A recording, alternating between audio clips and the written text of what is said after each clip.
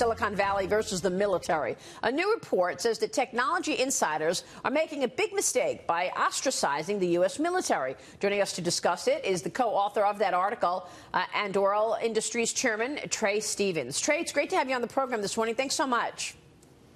Thank you, Maria. Good morning. You know, this article really bothers me, and what's been going on has bothered me. And I want you to talk to us about it, because the world is safer, as you write, and more peaceful when the U.S. is in a strong leadership position and has the technology that it needs to continue to advance. But you're seeing Silicon Valley push back at the U.S. government. Recently, as you write, Google canceling its contract with the Pentagon for an AI program. This is on top of Microsoft, Amazon. They also pushing back. They faced internal and external criticism for providing tools for law enforcement, including the border agents. So tell us about this. Yeah, I believe that the United States is in a serious competition right now with countries like Russia, China, Iran, North Korea, to develop some of the most significant technologies for defense for the next century. And this is something that we really have to win. It's not important not only to our country, but also to the liberal democratic values that we all hold so dear. Things like equality, freedom of expression, governance, and oversight. And the belief in the tech community is that, you know, the trade-off is that you can just kind of sit this out. And the problem with that thesis is that if you sit it out, you're really just giving our adversaries an advantage and making it much harder for us to win. Let's not forget that the strength of America, the democracy, and the freedoms that we all share and enjoy are the reasons that these companies have become empowered as much as they have. These are the reasons, America, that Google is where it is, and why Apple is a $1 trillion company, Heather. No, you didn't see them doing this when Obama was president, even though these contracts were there. And it's very similar. Your conversation with Jack Keane talked about the Space Force. 13 years ago, you had the Democrats saying, well, even though everything that we do in space, the satellites are so important to our defense, we don't want to weaponize space. And so they pulled back on the budgets to develop this stuff. And in the interim, China and Russia and other countries have really been developing their capacity, and we are now lagging, not leading. And this, too, is another example where the technology is exactly what keeps us safe by staying ahead of it. And it is nonsensical that Google is doing this, but they're still, for example, reputed to be bidding on the JEDI program. Right.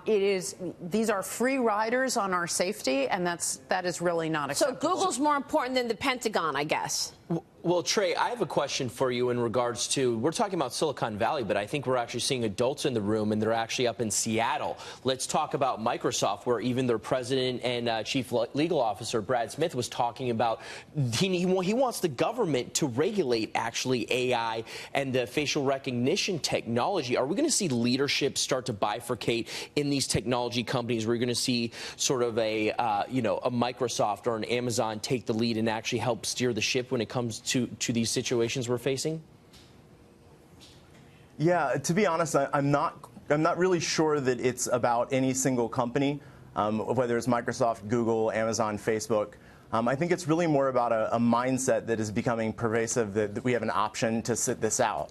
You know, there seems to be this lie that believes that the way that we develop technology is that we can kind of work our way into a situation of parity with another country. But the reality is that the authoritarian option that's kind of being presented by Russia or China, it doesn't have the same kind of moral standing as we would expect out of our technologies. So we really have to have a more superior technological standing in order to give ourselves enough of a cushion to be able to apply the moral and ethical norms that are so important to our liberal values.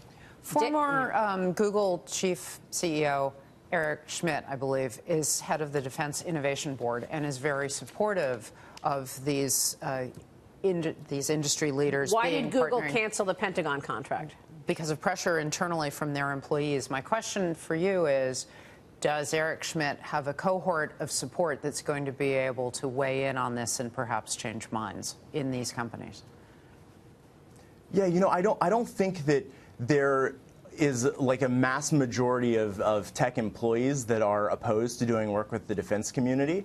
I think that there's a very vocal minority that has a tendency to shout down people that believe, different policy kind of ideas than they do.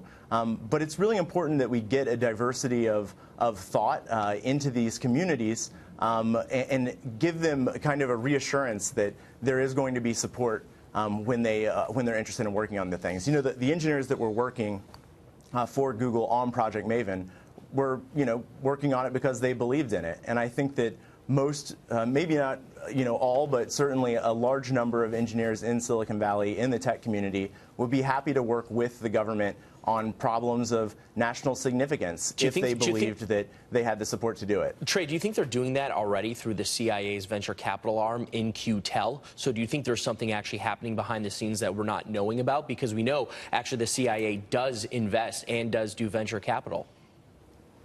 Sure. There are numerous organizations that intersect with the tech community, whether it's InQTEL or the DIUX, the Defense Innovation Unit Experimental, which is based here in Mountain View, or the United States Digital Service, right, which has an outcropping in the Pentagon called the Defense Digital Service. So there are places where people can contribute. The question really comes down to how leadership in the tech community are going to respond to the activism from their own employees and choose to stand up for something that's truly nonpartisan historically and hopefully moving forward, that we need to care about preserving those values that have gotten us to the leadership position we're in today. Now, I'll just paraphrase or quote from a Wall Street Journal editorial about the report that Google was looking to try and reintroduce its search engine back into China, about quite frankly, the hypocrisy of them turning their back on the U.S. military, but willingly trying to do business in a country that is stealing American technology to control its own people and dominate other nations. The Wall Street Journal wrote, Google and its hyper-political employees stand out for seeming to spend a remarkable amount of time navel-gazing and composing codes of conduct. No, that's a great point. You're absolutely right. It's a measure of how Trump derangement syndrome redefines your understanding of what do no evil means.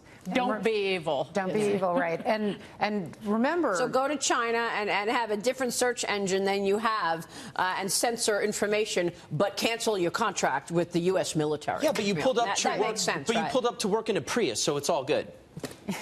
Well, China... excuse me, it's a Tesla. Prius is so 2008. It's Tesla. Okay? There you go. We don't think this is funny, but this is a serious story. Trae, we're going to keep on this story. In fact, when I spoke with Satya Nadella, CEO of Microsoft, he did mention that he's working with the government on some things, but doesn't want to be part of any border issues. This was around the separation of children and families and children and their parents, and this is because of the activism of his They're employees. opposing things like making your capacity to pinpoint targets more accurately. Well, if you're not pinpointing accurately, you're actually increasing the risk of hurting innocents, children and their families who accidentally get hit. Which side of this do they want to be on? It's really stupid. Exactly right. And saving the lives of our men and women who fight for our freedom. Remember, freedom is not free. And if the drone programs save lives in the United States, then... And China has its own analogs to Google, et cetera. Those are wholly owned, and those are entirely working on this for the Chinese Silicon government. Valley, get with the program. Trae Stevens, thank you so much.